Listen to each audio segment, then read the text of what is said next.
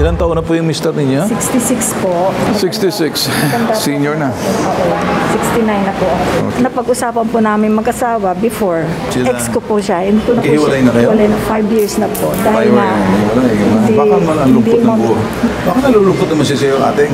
wala na po akong pakialam kung anong Ito damdamin. paano naman? Baka ng tao nalungkot. Baka naman baka sobrang pagmamahal niya. Nabaliw na siya sa'yo. Hindi kaya? Hindi po. Ano ba nangyari? Butangero ba to? Yes, opo. Babaero? Hindi ko po alam kung anong mga extracurricular niya sa buhay. Tatay mo yan. Mahal mo ba tatay mo? No comment. No comment. Wala siyang comment. Okay. Ano pong punta niyo rito? Sige nga, alamin ko. Gusto ko, ano matutulong ko? Yung pong pagbebenta ng bahay namin kasi kasal kami, so conjugal property. Ang pagbebenta ng bahay conjugal, alam niya po yun. May usapan po kayo na hindi na muna siya alis doon. Parang nagbibigay siya ng voluntary self-restraining order sa kanya. Ang korte ang magbibigay ng parang restraining order na huwag ka magpakita roon. Pero kung siya'y nagkasundo kayo, voluntary sa kanya, parang mahirap doon sa tao na siya ikaw nakatira sa bahay kung tutuusin, pareho kayo may-ari noon, pero siya wala doon. Ako, niya ba ibig sabihin? Parang pakiramdam niya, bahay ko rin yan, ba't wala ako dyan? Ba't wala akong bubong? Nalulungkot yun eh. Di mo ba naisip yun, Iha? So, anong gagawin natin sa tatay mo? Yun lang po kasi ang gusto namin, Hindi. makuha niya yung parte niya, makuha ng nanay. So, makuha niya ang parte niya, makuha na niya ang parte. Pero habang binibenta siya sa labas, kayo sa loob. Na hindi po, aalis po kami doon. No, pansamantala, habang hindi pa nabibenta, siya wag pumunta, kayo na nakatira doon. Hindi patas yun. Hindi nga po, ang inano po kasi namin is, Hindi nga. Alam ko na eh. Tingnan mo sitwasyon eh.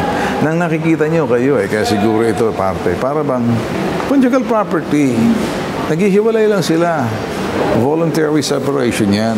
Nagbigay na rin siya ng voluntary na hindi muna siya restraining, na hindi muna siya pupunta. Abay, sa ibang mister yan.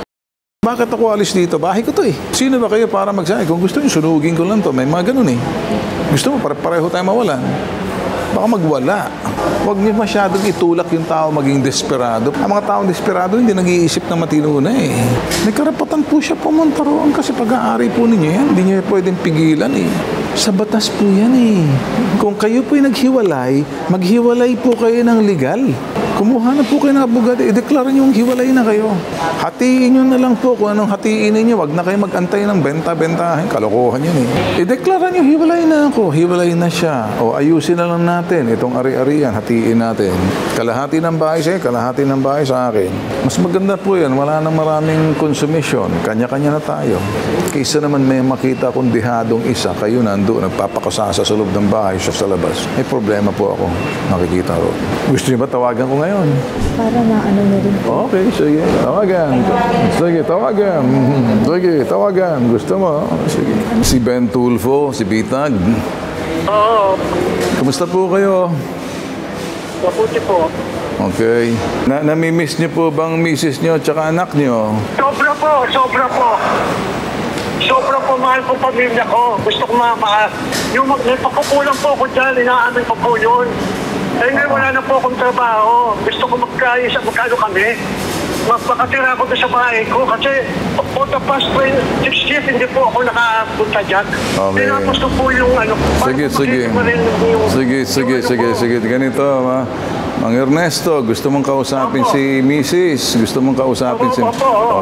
Usap kayo, Mrs. Sige na. Oo. Sige. Ano? Sige. Dad. Kumusta ka na? Nandito ako sa City Hall ngayon. Nandito, pinayos ko yung ano ko. Kasi papa-hospital pa ako, babalik ako sa Agis. Hindi ko alam kung ano gagawin ko. Kaya mahal ko sa'yo. Gusto ko na makauwi doon sa bahay natin. Gusto ko makasama kayo. Okay. So, Makapunta ako yan lang ari na takot na kung hindi ko nakikita yung mga napaka-simple na nang hinihingi ko. Tapos na yung ano ko sa inyo. Wala na akong magagawa, wala na akong yun lang pinag-aasya natin, hindi nagkakasya yun. Isa nangihingi na lang. Okay, Mula na lang okay. mamingi ako, mamalikot ako Okay. sa mga ano. Ikaw. Hindi ko alam kung Ayaw mo kausapin tatay mo? Galit ka sa tatay mo? Kasi ayoko kung ano. Galit ka sa Gusto ko tatay rin mo? ang tahimik na ano eh. Mga Ernesto, kausapin ko muna ha. Oo. Oo. Anong mensahe mo rito? Itong anak mong si Daphne, mahal mo ba? Ay, ano ko, sobra po. Yung paborito ko po yan, yung anak ko na yan.